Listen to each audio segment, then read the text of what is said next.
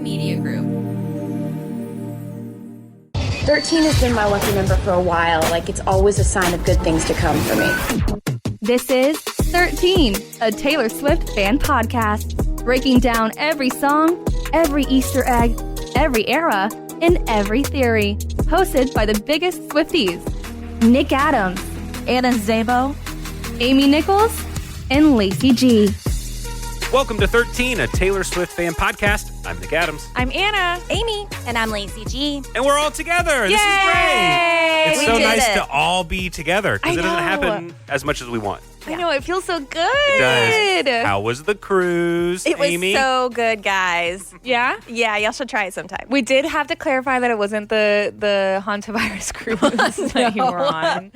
Y'all are sick. Was that a concern while you were on the cruise? No, there's no cruise, guys. I was working. She's on a work trip. But it's good to have you back. Thank you. And so we got a lot to talk about today because Taylor Swift has new music. How wonderful. We woke up this week and Taylor Swift has a new song on the Toy Story 5 soundtrack. The rumors were true after a month and a half or so of speculation and guessing. Yeah, we got a new Taylor Swift song. And it was a big build-up to even get here. Yeah. I mean, started with the billboards popping up. Who got to see the Toy Story 5 billboard? Did you? I didn't. I didn't. No? I didn't get to see it in person, no. This is the first and only time that I got to. That's Yay. on my way to work, popped up, saw it. After Anna and I recorded our emergency episode earlier in the week, the next day I drove by, it was gone. Oh, really? Wow, that fast. But there were billboards popping up in certain cities. And I mean, she's done this before for album rollouts. Yeah. I've never got to see one in person with my own eyes. That's cool. That's really, really cool. Am I better than y'all in this moment? Yes. Maybe, Yes. maybe just a smidge, but just in this instance. Did you know that we knew that there was one in Dallas, but did you know that it was going to be in that spot, or were you like super surprised as you were driving? I was really surprised. I wasn't on the lookout for it, wasn't even thinking about it. It was at my exit, which is a really complicated exit. So thankfully I get to sit a lot of time there every single morning while I'm trying to exit. So I couldn't have missed it. Yeah. But it was a nice surprise. Yeah. I've never seen the Taylor Swift Easter eggs in the wild. so nice. To be able to see the TS5 with 13 clouds billboard instead of the Toy Story 5 billboard that had all the cartoon characters, 13 of them, of course. But how did y'all feel for the rollout this week? You know, the rollout's great. I'm still stuck on what the countdown was on her website I know. back in April. Like, was it a mistake? Or was it intentionally put there to just tease us, to whet our appetite a little bit, to start hunting for clues? Like, I want to know what that was. And I haven't heard a great explanation for it yet. No, I don't know. But I think we all knew because there was so much buildup, it had to be something like a song or more. Yeah. Correct. Yeah. Yeah. And Lacey and I touched on it in our emergency episode, and I have changed my mind since then because I really thought that it was posted 1 month early, exactly 1 month early. And I thought it was an accident because of the timing of it. It would have, had it been posted a month later, that countdown would have been happening in real time as the billboards were showing up and as, things were dropping and as Pixar was posting Taylor Swift lyrics and all of that. Having that happen simultaneously while there is a matching countdown on her website would have made perfect sense, because even when the billboards showed up at first and it just said TS, all of us were like, yeah, Taylor Swift. The regular people in the world were like, y'all are crazy. TS stands for Toy Story. You know what I mean? So if the countdown would have been happening at the same time, it would have made sense. So I really did think that it was posted on accident, which it does happen. Like the web developer could have wanted to preview it and accidentally hit go live. Right. Oops. You know what I mean? And it was just a month early and it was a total accident. But Lacey and I talked about it. And the more I think about it, the more I think maybe it was an accidental, but more intentional, kind of like what you just said, like to get us kind of, okay, something's going on. What's going on? What's happening, to keep us engaged for a whole month? I think does make sense. And I think it makes sense because once the song was really revealed, Taylor herself even posted saying, you knew it. You know, like, oh, you guys, you knew it. You were right, because the song is titled I Knew It, I Knew You. Yeah. So that makes sense also. I don't know. I think you could argue both, but I don't think we'll ever actually know unless we get to talk to somebody on Taylor's web development team. Toy Story has never used TS I know Ever. it's Ever. never. That's Never. crazy to But think that is that. a great little coincidence It that is it matches nice. up like that. It was kind of funny though, like seeing online during that time, people being like, "You guys are insane. TS's Toy Story. This has nothing to do with Taylor Swift." And then once we got the song, people would go back to those comments and be like, "Now what?" Well, also, Taylor Swift does own the rights to TS trademark. So, I mean, it had to be a legal collaboration allowing them to be able to use that as her likeness. Which is interesting. So, yeah. So, I mean, I knew it. I knew it. I don't know why other people were still guessing. Amy, you said something interesting. You said that you knew that the buildup was for a song or something bigger. Yes. Do you think this is the only thing? Do you think Ooh. the pap walks, all the Easter egging that we've gotten, is this it? Was this a buildup to this song, or do you think there's more? I'd be happy with more, but at this point, I think this is all I'm expecting. For Toy Story, at least. Yeah. Yeah, I think I don't know. Like, I think she really wants an Oscar for this song. So I do think that the buildup and the promotion and everything that goes into this, I do think could be for, I hadn't thought of that. for the song. This is also Taylor Swift and Disney Pixar are the two brands with like unlimited budgets. Yeah. And you have them collabing. Like, why not go all out for something like a song in the movie? But I do think that in the grander scheme of the Taylor Swift universe, I do think that this is the perfect segue to then get into debut Absolutely. Taylor's version. In the grand scheme of things, as far as Toy Story goes, I think the other like bigger thing that could happen is potentially maybe Taylor and Travis walk the red carpet at the Toy Story premiere. Like, that could be huge, but that's not something that she's going to be Easter egging for. But, it's just a big moment, a big pop culture moment anyway. And a big moment for her also to walk a red carpet with Travis. Like, that would be really cool. But do you think that there's like something else, like a voice and a character, Lacey? Is that what you're asking? No, I meant broader in the Taylor Swift universe. I do think that she's leading up to something. I did see, as someone suspect today, they said, wondered if Taylor Swift did write the whole soundtrack for Toy Story 5, because they said this is the first time that Randy Newman wasn't involved with the music of this movie. Yes. And of course, we haven't seen the movie. I think we decided collectively that we want to actually break down the song after we see the movie and see it all in context. There is a screening happening later this morning, so Anna will know before long, but I don't think the rest of us are going to the movie screening. Yes, but the screening is a week from now. Oh, even better. Then I might be able to go next week. I thought it was today. I was like, never mind. Okay. It's next. So I kind of sometimes get confused on our posting schedule. So it's possible that by the time people know, because it's going to, at the time that you are listening to this episode, the day that it's posted, we have not seen the movie. What day is it? But we will get to see it very, very soon. So yeah, I think we're going to do like our typical style of breakdown of the song after we see the movie. I mean, we can still talk about how we feel about it. I, for one, am absolutely in love with it. I think that I knew that it was to her country roots, but from the first second of it, it's like the country. Like, was it the harmonica? It was perfection, and I just immediately felt so happy and nostalgic, and it's just so beautiful. The more I listen to it, the more I just adore it, and I think also I mean, y'all know me when it comes to like early Taylor Swift. Like, I think I'm just so emotionally attached, and I do think this is going to be the perfect segue to re-release her country album. And so the thought of that attached to this song, like, I am filled with joy with it. And I think, I don't know, I mean, we'll get to see pretty soon how it's used in the context of the movie, but the song is happier than I expected.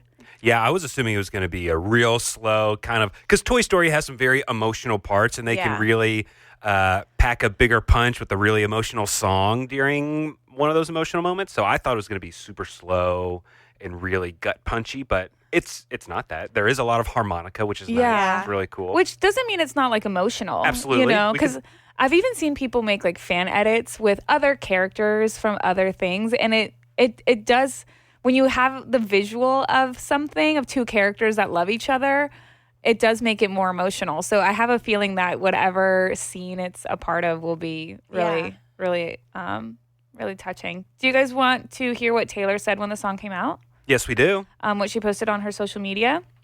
She said, writing this song felt like the musical departure and coming home at the same time. Creating something for Jessie was a new challenge and also felt like second nature all at once. And being a Toy Story kid from the age of 5 till now is an adventure I plan to be on to infinity and beyond. Thank you to the brilliant Andrew Stanton for imagining me for this all of those years ago when you wrote this newest film. Thank you to the incomparable Randy Newman for the gorgeous sonic tapestry of songs and scores you've meticulously woven over the years. You created the Toy Story musical world, and we are lucky to get to live in it. By we, I mean myself and my pal, Jack Antonoff. We wrote this with so much adoration for these characters that made us laugh and helped us learn lessons and think outside of the backyard all throughout our childhoods. I Knew It, I Knew You from Toy Story 5 is out everywhere now. And then a little cowboy emoji. I love it. And I do love that, there's been a lot of talk like, are Taylor and Jack Antonoff in a feud or something? They're Because good. they didn't work with each other on, Showgirl. they're fine. Yeah. We're good. They're It's all fine. good. Just look, guys. And we're Jack okay. recently did a lot of promo. I think he has some new music out. So he was being asked a lot in every interview about Taylor Yeah. Swift. And he said nothing but kind things. And he was like, yeah, you don't have to work with all of your, songwriting buddies for everything you work on. Yeah. So they're back together. There's no fighting. And I Yeah. want to say, but I could not find it this morning. I want to say that the day that the song was released, Jack Antonoff posted something about how we're just now getting started. Yes, making it was. people wonder if it was Taylor Swift, but he also has his own stuff going on. Yeah. But he's been Easter egging for Taylor Swift for a long time. Yeah, I don't know. I do know that, he has his own music and everything. I don't follow his music that closely, but he did post a few days before the song came out saying, one of the Easter eggs before the billboards released that we were going to get a new Taylor Swift song on Friday, Jack had posted saying, see you on June 5th for the start of it all. Okay. And That's it. And then the song came out June 5th. Interesting. And then Taylor's, it's like a coming home, whatever. But yeah, the start of it all makes you think that we're just getting started. This episode is sponsored by BetterHelp. I don't know about you, but I always think that summer is going to be a great time to relax, to enjoy the summer, right? But no, quickly your calendar fills up. Family is pulling you in this direction. Friends are pulling you in that direction. Social media tells you should be doing this instead of that during your summer. And sometimes all that pressure can take the fun out of summer. And instead of enjoying this season, you're just managing it and barely getting by. Therapy can be a helpful way to check in and to understand what's working and what's not. It can help you feel more comfortable setting boundaries and creating a summer that fits your life, not someone else's expectations. BetterHelp has over 30,000 therapists and has served more than 6 million people worldwide. Their therapists are fully licensed in the U.S., and BetterHelp starts with a very short questionnaire to help you match with a therapist based on your needs and preferences. And if you want a different therapist, you can switch at any time. You don't have to say yes to everything this summer. Find support in therapy. Sign up and get 10% off at betterhelp.com/Taylor Swift fan. Again, that's BetterHelp, HELP.com/Taylor Swift fan.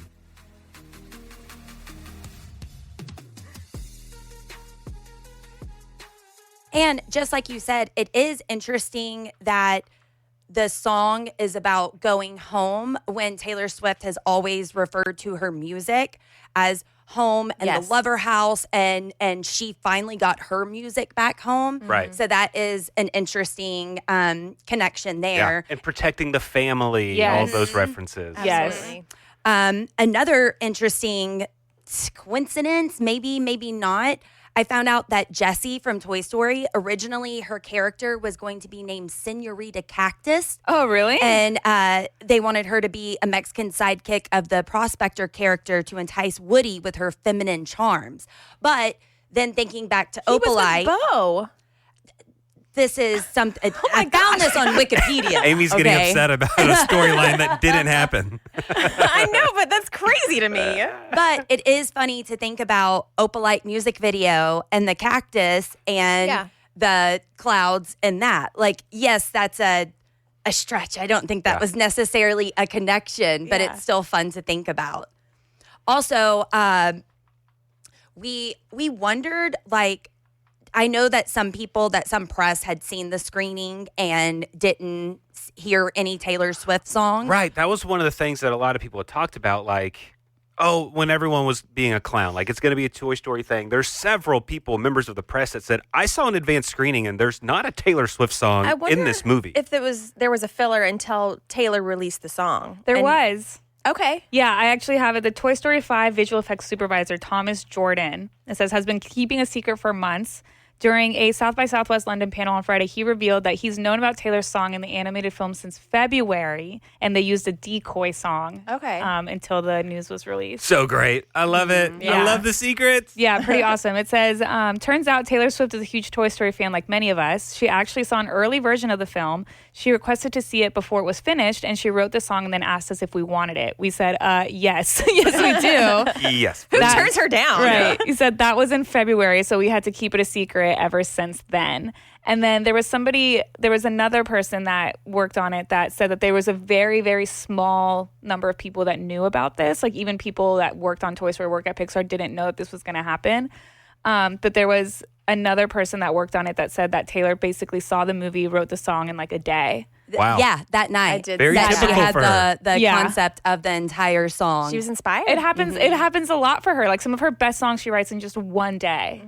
Now, Anna, you had mentioned, is Taylor chasing the Oscar for this? I'm on the Oscars website right now to see what the eligibility requirements are to even be nominated for Best Original Song.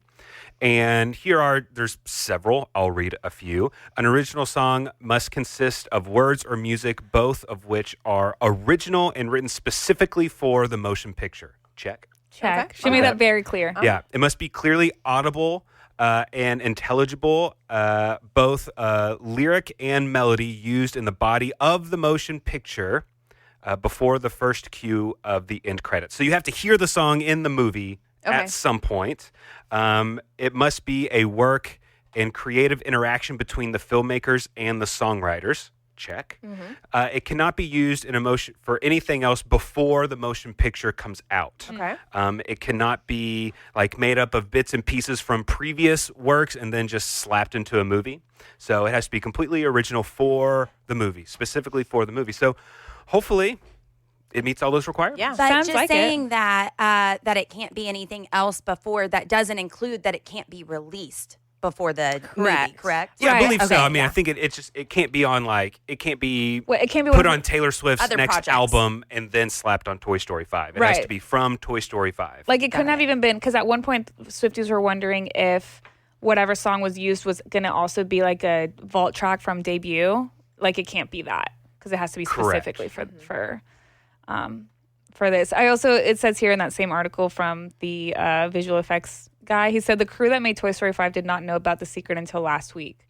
That's Could you great. imagine working on Toy Story for like years and then this is like the coolest thing ever, and then you're like, dang, like the one time I could have known a secret about Taylor Swift and I didn't. See, what I'm thinking about is the team of 20 animators that spent 7 months editing a scene to a certain song, and then to find out that song's not being used. You're like, no, I made every edit and cut to that song. I want to know what the filler song is. Right. It would have to What's be the like the decoy? same beats per minute. It has to be like the same rhythm or something, so where they can just quickly interchange that. I would love to know what that song is. I would love to know. We'll what the find decoy out song because I hope there'll so. be press that saw and be like, oh, it was that song, and now it's Taylor Swift. I did see a video of two people. I want to say that they're somewhere in Australia or somewhere in the UK that also got to see. I mean, they're part of the media.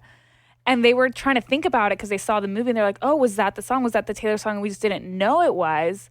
But yeah, it's very possible that what they had heard was the decoy song. Okay, good question here.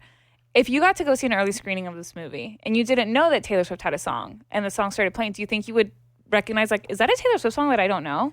I'd like to think so. And that'd be a great moment if you're sitting in the theater like, is it? No, it's not. Is it? Because I'd be What? like, Huh? because if it was me, I'd be like, I know every single song in Taylor Swift's I discography. would definitely reach out to one of y'all and be Yeah. like, give me the answer. Is this- But I think I would know. I would just have to call Taylor up.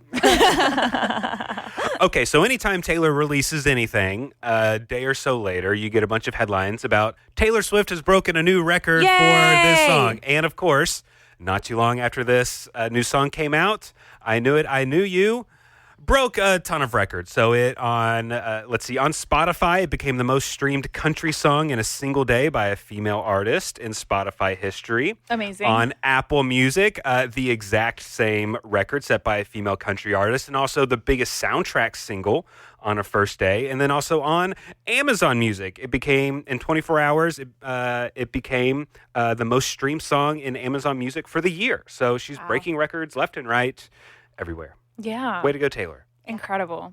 Okay, so let me geek out for a minute.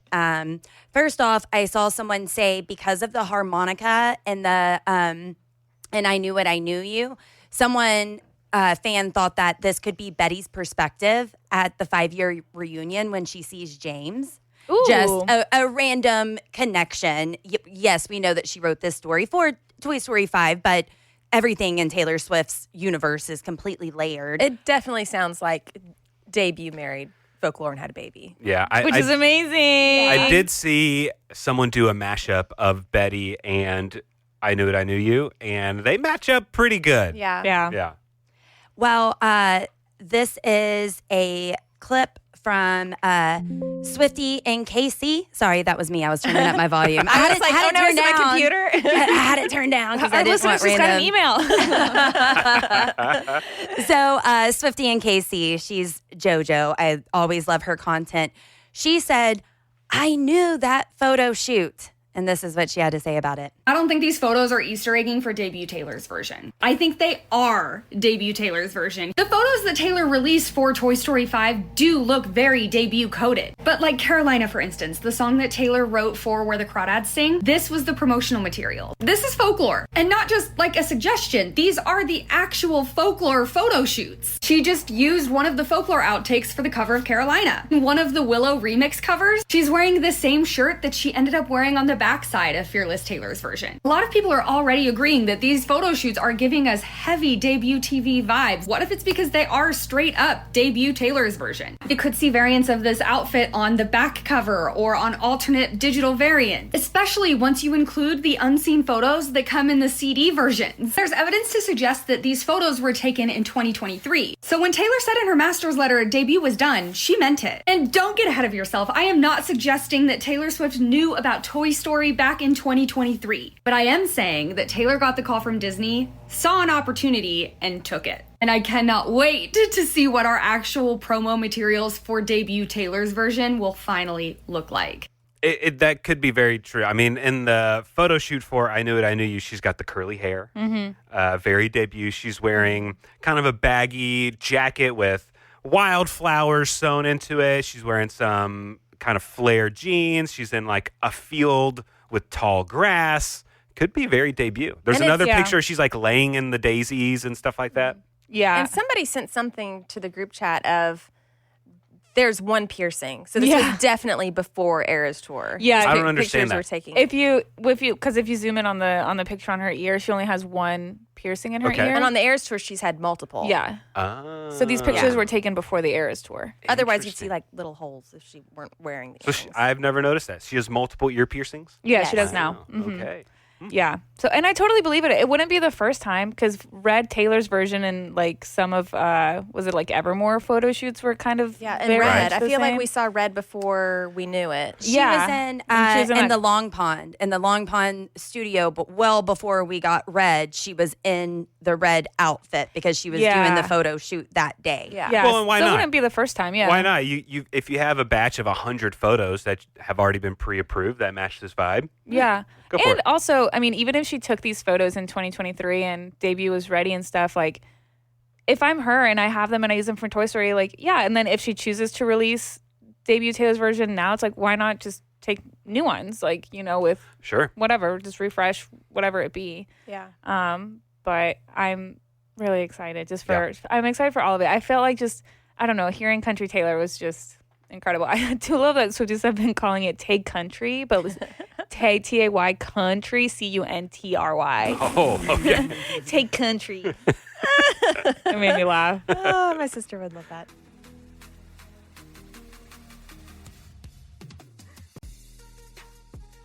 So, permission to clown. Of course, I'm clowning. There were other things that happened in the Taylor Swift universe involving 1989. The background for 1989, Taylor's version went from seagulls to clouds. They changed the font to make it match Toy Story. People are saying, is that because it's the 5th album? Is that the only connection? I will never let it rest that Travis Kelce said, I will listen to 1989 a third time. And the reason that I'm saying that is because remember back when we thought 1989 was going to be a double album with features, with country, with something. And she's been alluding to this. Goes back to a post years ago that she did about Shania Twain. Mama said you can't go country. So, I mean, these rumors have been around for a very long time. Will I ever let them rest? No, especially whenever you're messing with me like this. So I'm wondering, is there, I feel like this buildup is the start of something. What's going to happen next? I don't know. When is it going to happen? I don't know. But I do think this is just the start of a Taylor Swift rollout that can happen for the rest of the year. I mean, I thought after last year, whenever October was such a heavy rollout for her, I had suspected in our bingo board that we're going to have another crazy October. Maybe this is the kickoff and we're going to get Easter eggs craziness, something leading to something else. Are your Swiftie senses telling you it's just going to be a debut re-release, like Taylor's version release, or are your Swiftie senses telling you like it's a brand new album? I get all of my theories. They're in rotation because most of them have not come to fruition yet. They circle back around. Yeah. Yeah. So, But hey, but you're out of anybody here, you're the one that can always say, I knew it, I knew it. I knew it, I knew you. because I mean, remember whenever I was in London, I thought Reputation was getting released, especially whenever she did I Did Something Bad. Yeah. But before I stepped foot in Wembley Stadium, I came back around to Karma. Then I was like, nope, now I think it's going to be Karma. So right now I am on my 1989 kick. I've also been on TS13. I've also been on Debutation, because there's so much that she has alluded to, but she also likes to mess with us, or maybe we're just crazy and we look into everything. Maybe all the above. Maybe all the above. You know, I have seen a lot of people on social media talking about how I don't know what the Easter eggs are, but they're thinking that Taylor's going to start her own record label. Mm-hmm. Have y'all been seeing those too? I've been seeing a lot of people talking about, it's happening. She's starting her own label. Yeah. Yeah, maybe. And that'd be great. I could totally see that happening at whatever point. Soon, later, years from now, whenever. Yeah, Taylor Swift starting her own record label makes perfect sense. We need Taylor to start her own record label and start her own ticketing platform for concert tickets. Yes. Those are the two things we would like to see, please. Taylor. And you know what else is maybe possible now that she's like really working so closely with Disney and Toy Story? The theme park. Ooh. See, We've talked about this before. Yes, here's what I was really hoping for. So there's a ride at Disney World. It's called the Rock and Roller Coaster. It was themed after Aerosmith, and it's great. You walk through the line, and you see videos and images of the band, and they're like in the studio making a song, and then you get on the ride, and they're like late for a concert or something, and you fly through the roller coaster. It's inside, and there's just Aerosmith music blasting loud the whole time.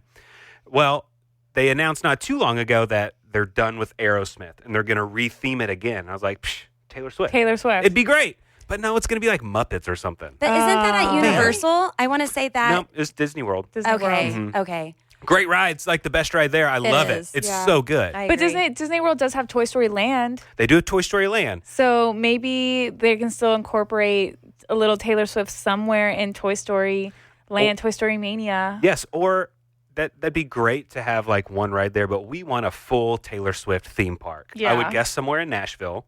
Yeah. But wouldn't that be great?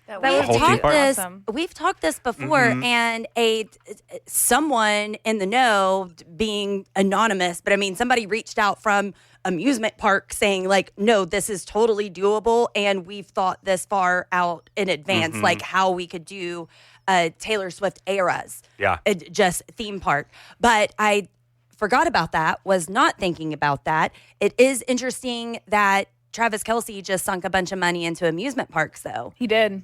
because did he? he was, he's wanting to revive Six Flags and that kind of stuff, nostalgic childhood stuff that made him happy. Yeah. So there could be a connection, or they've been thinking this all along. And hey, Dolly Parton, she has a very successful park, Dollywood. Yeah. Taylor Swift's kind of the Dolly Parton of her time. Yeah. Why? Well, come on, Taylor. Let's do this. Somewhere outside of Nashville.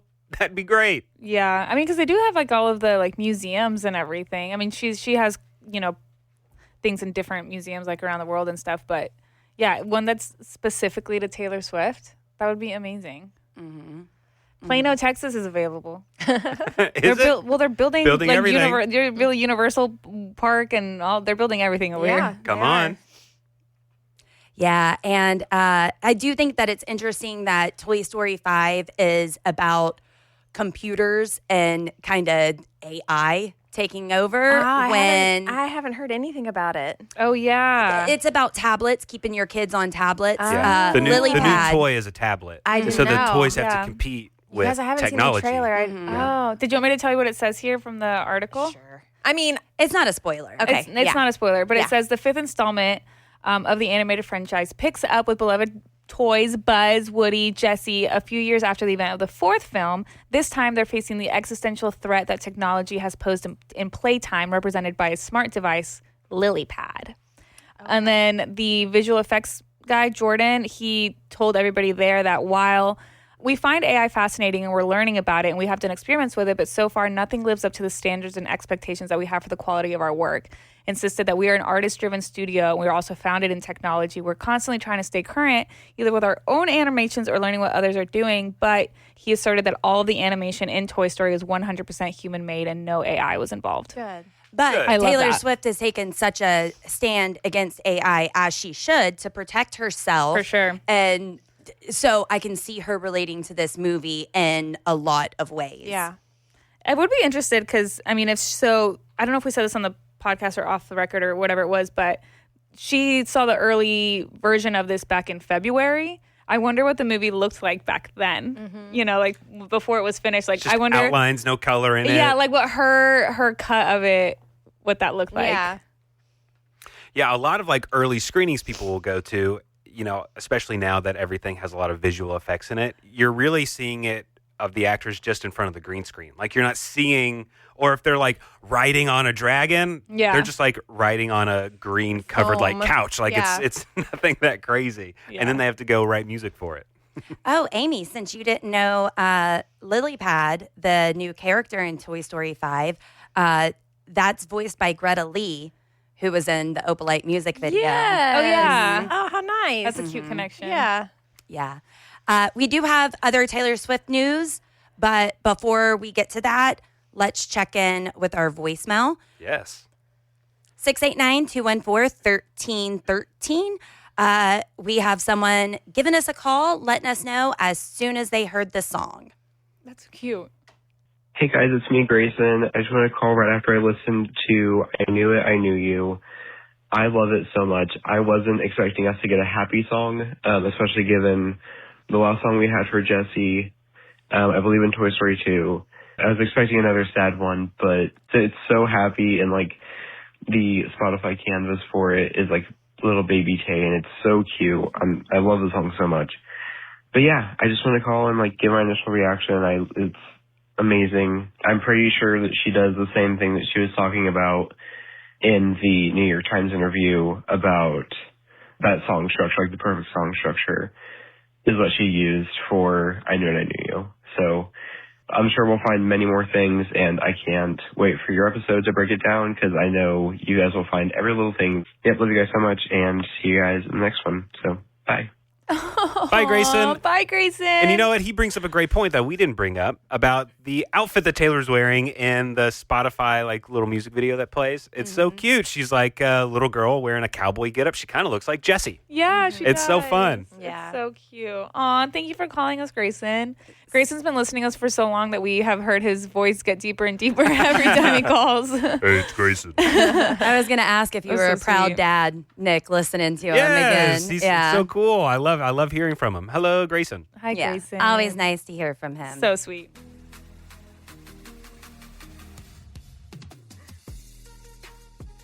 other Taylor Swift news. Did y'all hear they finally figured out her wedding date and venue? Oh Look, Swifties are crazy. Like this, there is no way this is happening. Are Swifties saying this? Because No, I don't feel like think Swifties so. are saying it's I this. don't think so. TMZ saying Okay. No, like Swifties are crazy, but like what people in the media, and I hate being that guy that says like The media. It's insane. This is the dumbest thing I've heard, and I could be completely wrong. I could have egg on my face here in a few months, and I could be completely wrong. I think for me, what's really, and we've talked about this before, but I think the media so badly wants to know the inside scoop to Taylor and Travis's wedding that they are just throwing anything at the wall and seeing what sticks. Months ago, June 13th.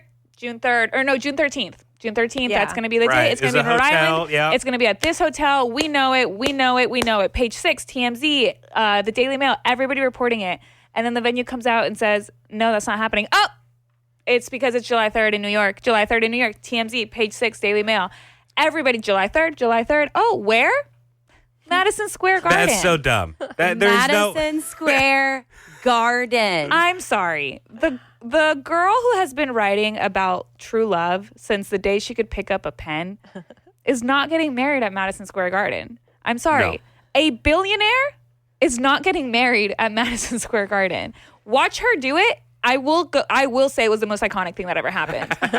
But these new details, I mean, they be yeah. detailing. Oh, What are yeah? the details? What are the details that TMZ TMZ got? is saying between 1,100 and 1,200 guests. Why not 1,300? Come on, TMZ. Yeah, come on. Are expected to attend the wedding.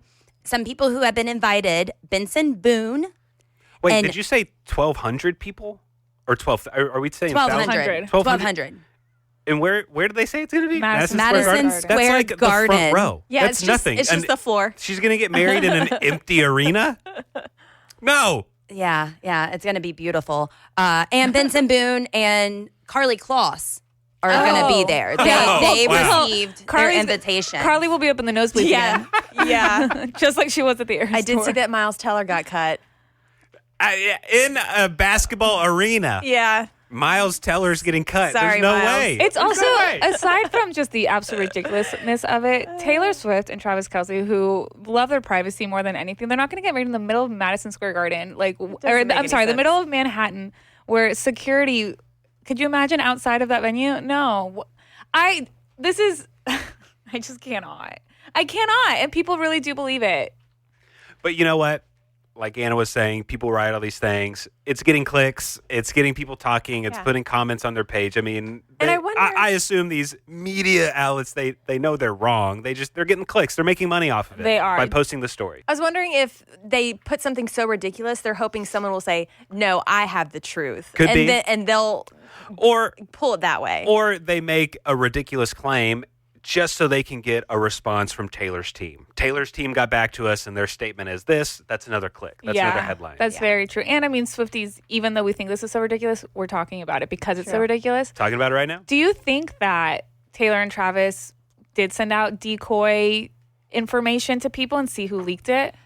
If anybody would leak it, it would be Carly Kloss because she's already stabbed her in the back before. Yeah, I want to say, I may have brought this up on another podcast. I got to say, one of the smartest things I've heard that the Kardashians ever did, it was either one of their weddings or the birth of one of their kids or something like that. They would send out fake information to people and see who leaked it to the press. Yeah. So Paris Hilton did that too. Okay, great. So like for Anna, I would say the wedding's going to be on June 5th. To Amy, I'd say it's going to be on June 7th. To Lacey, I'll say the wedding's going to be in August. And then you see which one of those dates ends up in the headlines, and you see, oh, I can't trust that person. They're out of the friend circle. Yeah. That's so smart. I love that idea. Yeah. Which I think is very, I think it's very possible. And necessary. And Yeah. necessary, You got to rat yeah. those rats out. Yeah. But Taylor Weed Swift, the rats out. Sorry, No, you not got to rat the rats out.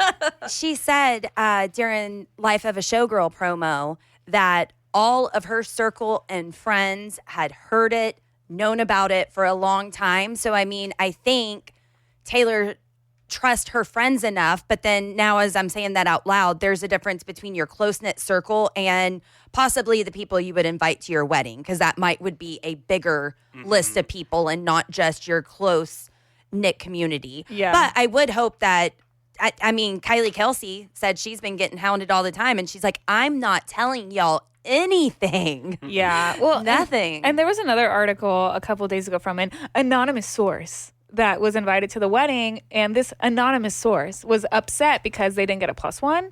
And they were talking to TMZ saying like, well, I don't know if I'm going to go because it's going to be really intimidating with this A-list party, and I'm really shy, and so I don't know if I can go, and I think it's really rude that they didn't give us a +1 or whatever. I'm like, this anonymous source is non-existent. I'm so sorry.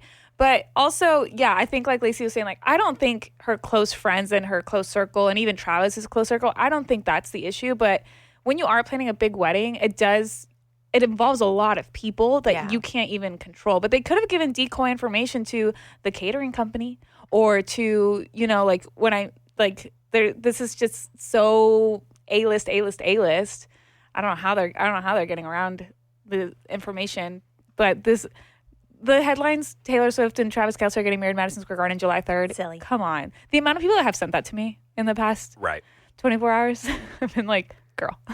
Come on. I do think it would be so much fun to be the wedding planner for Taylor Swift's wedding and putting the seating chart together for the reception. Oh, like that the would be dinner fun. or something, like who's sitting next to each other.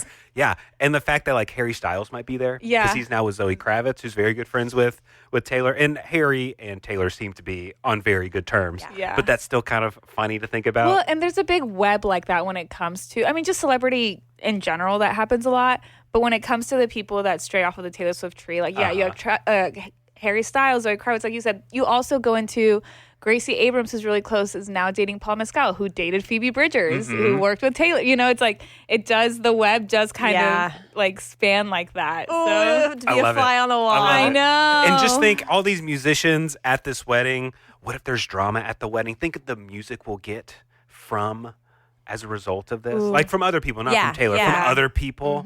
That'd be great. It would be great.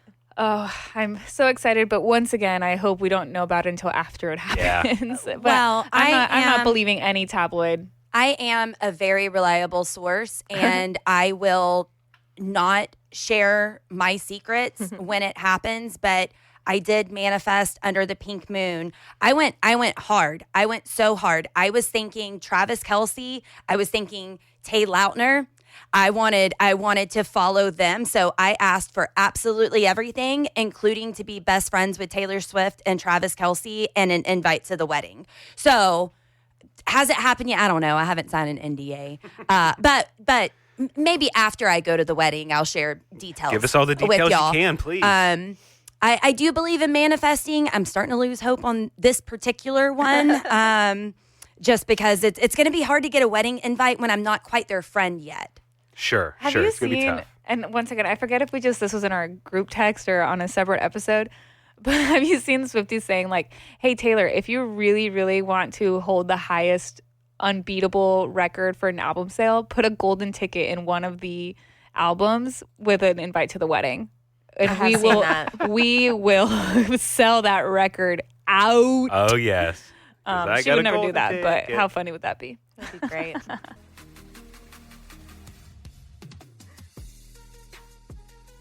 I have some emails from listeners if you guys wanted to share, because I know we always talk about our voicemail, but we have an email as well, the 13podcast at Gmail. We have a couple of cool ones, actually. So we have one that says, hey guys, and this is from Charnay, I believe is how you pronounce the name. I'm so sorry if I'm mispronouncing, but it says, hey guys, I came across your podcast today and I'm so excited to be one of your lobsters. I'm listening all the way from South Africa and I'm hyped to go on this journey with you. I absolutely love Taylor Swift. I can't wait to listen to you guys discuss her music, career, everything else. Thank you for your stories, updates, and Swiftology discussions. Lots of love, Charnay, with a little lobster emoji. Super cool. Nice. Is that our first listener from South Africa? South Africa. That's cool. And then we have another one from Robin Johnston. Hey, the 13 podcast. I'm a huge fan of your podcast. I'm 12 and I live in New Zealand. So I don't get much interaction with other Swifties very often. I'm a new Swiftie as of 2026, so breaking down all the songs gives me an excuse to listen to them as well. I started from the very first episode, or night you could say. Soon I will be a Taylor Swift genius or mastermind. Love you all. Keep creating this environment for Swifties all around the globe. P.S. It would be my wildest dreams to hear you read this email on one of your podcasts. Robin, given the fact that you're starting from episode 1, I hope that you hear this 5 years from now. Thank you for all the listens, though. Yeah, That's so incredible. It's really cool. I think, we've done a lot with this podcast over the last 5 years of it with our song breakdowns and our breaking news and stuff. But it's really, really cool to hear that people are just finding us for the very first time and going back and listening to some of our episodes. I actually did have another one. It's a little bit older. This is an email back from November. So from I guess 7 months ago, but it's from Bree. Hey 13, my name is Bree, and this is the first time that I'm reaching out. Like Amy, I became a Swiftie during the Folklore Evermore era. My son Felix was born this past March, and I came across your podcast and started listening. And it's a really sweet email, but she said, over the years, we've loved how each of you kind of got something that you wanted her to theorize. So since she's been listening to the beginning, she has a list of things that happened. Okay. So Wow. Lacey got her double album, it says. Anna got married, and there's a docuseries on the way, because again, this email's from November. Dookie got another pop album, Vulgar. Amy got her very own song and went on 3 gazillion cruises. And Saw Here was on for the 13 episodes and got to break down Tolerate It with y'all. Yeah. Really, How really. sweet. That's awesome. It's cool, yeah, for somebody that's listening from the beginning to hear some of the things that we have said that did not come true. Not at all. But other things did. What a nice recap. I know, really sweet. And you know what's great about our podcast now? You know how some people, they won't watch a TV show until there's a lot of seasons so they can just binge it? Yeah. That's us now. I We know. have a ton of, how many episodes do we even have? We have tons of episodes. Yeah. 2 something? And no, more than Gotta be that. more than that. I think we're actually close to 500. Whoa, that's great. I think I checked a couple weeks ago and we were at 4 something. And so now we have tons of episodes for people to just start from the beginning and binge. That's so cool. And I gotta say, Nick, much credit to you. Not only did you have the idea to start this podcast, but very early on when we were discussing doing our song breakdowns and things like that, you had said that we should treat our song breakdown episodes like evergreen episodes so people can listen to them years from now. And I think we've done a good job of that, clearly, if it's still, working. But credit to you. Thanks. I didn't know I said that. Round of applause. round of applause. I guess it was a good idea back then. Round of applause. I would like to know. Okay, assignment for a dedicated lobster. Please find the things that we've said in the past that are completely Ridiculous. wrong and not true, that Yeah. never panned out. Yeah. That's really great that we all got something we liked. What are the things that were just so far off base? I would love to know what those are too. Yeah. That'd be fun. I do have one more voicemail from a listener who is taking notes from us. You will know exactly what I'm talking about as soon as I play this.